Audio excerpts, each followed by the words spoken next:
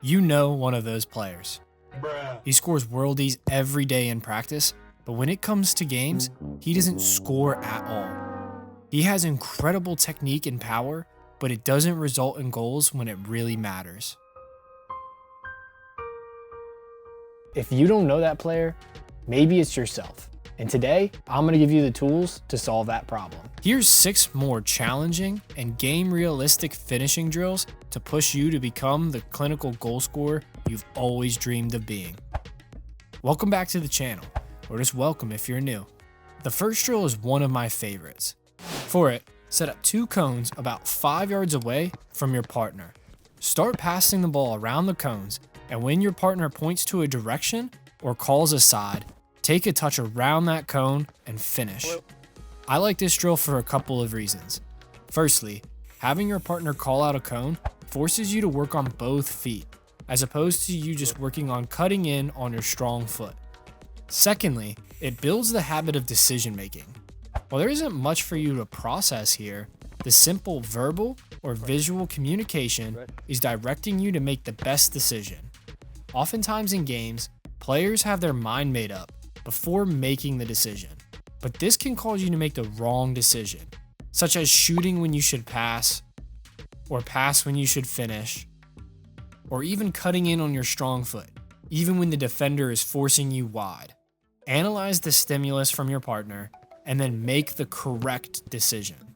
Thirdly, the drill is a lot of fun, and that's really important because the more you're enjoying your training, it makes that hard work we're doing so much easier. And here's one more clip of us doing this drill without me talking over it for you so you can hear it properly.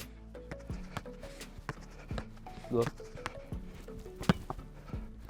The next drill is one that I learned during my time in Brazil, and I absolutely love it. For it, set up a small goal in the corners of the net.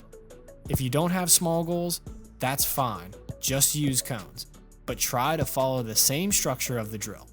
Firstly, dribble through a few cones and then strike a long shot. For this, aim to score above the mini goals. Then run up and do a wall pass before placing the shot bottom corner. If you don't have a partner or a rebounder for this, then do this variation. Kick the ball up in the air and control it before hitting the long shot. Then dribble through the cone weave or even just beat a defender with a move before placing the shot bottom corner. While this isn't a scenario straight out of a game, it will improve your long shots, finishing, first touch, and dribbling, all while working at a high intensity, similar to that you'll face in a game. There's so many ways that you can make little changes to this drill and vary it up a bit and improve your finishing in positions that you'll commonly find yourself in games. The third drill is very simple.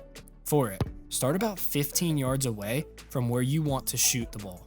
Take a few touches out of your feet, building up speed on the dribble before striking your shot on the run.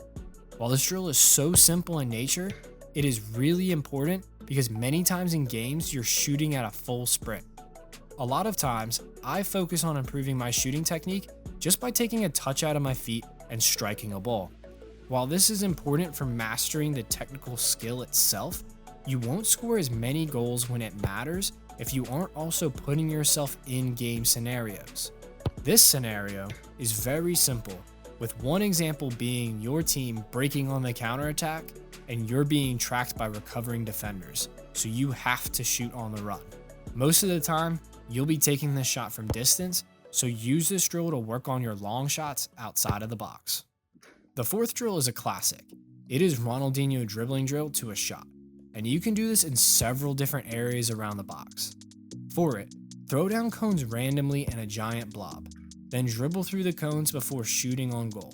This is a great drill because it improves your dribbling in tight spaces as well as your finishing ability. But it also has some game realism by navigating through a congested area and trying to get your shot off. Most of the time in games, it is really congested around the box, with the other team trying desperately to block shots and tackle the ball.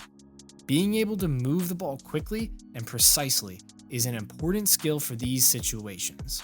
Critics may say that it's not a good drill since you should be looking up as you dribble, but that statement just isn't realistic in every situation. Yes, if you have space, you need to have your head up and analyze the picture ahead of you so you can make the best decision. However, in congested areas, even Messi has to look at the ball while he dribbles. If Messi has to do it, it's okay if you have to as well. This drill will help you learn to use your peripheral vision and improve your awareness in tight spaces.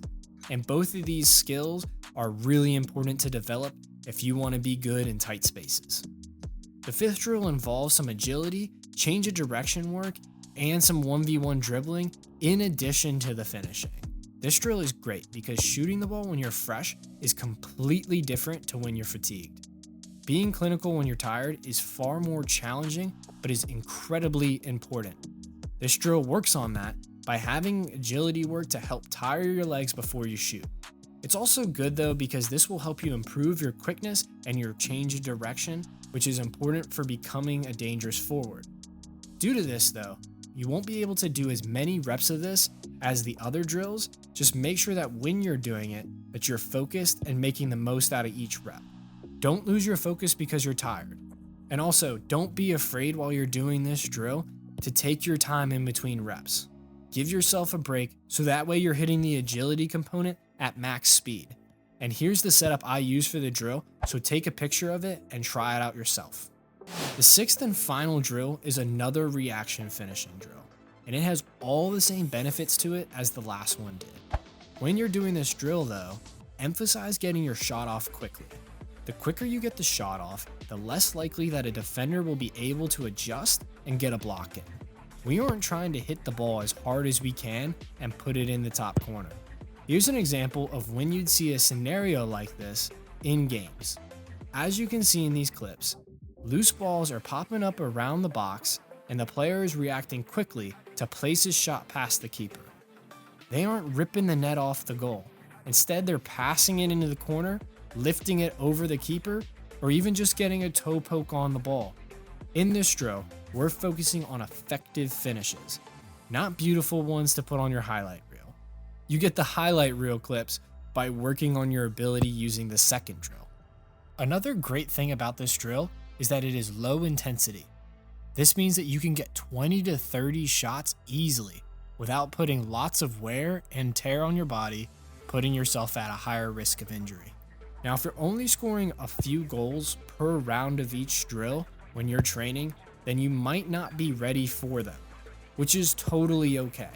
You just need some more time mastering your technique before you can increase the intensity of the drills to make it more game realistic. Watch this video, where I give you 5 drills that are a little less game realistic, but will help you master your shooting technique so that way you have the raw technical ability to score more goals. Thanks for watching.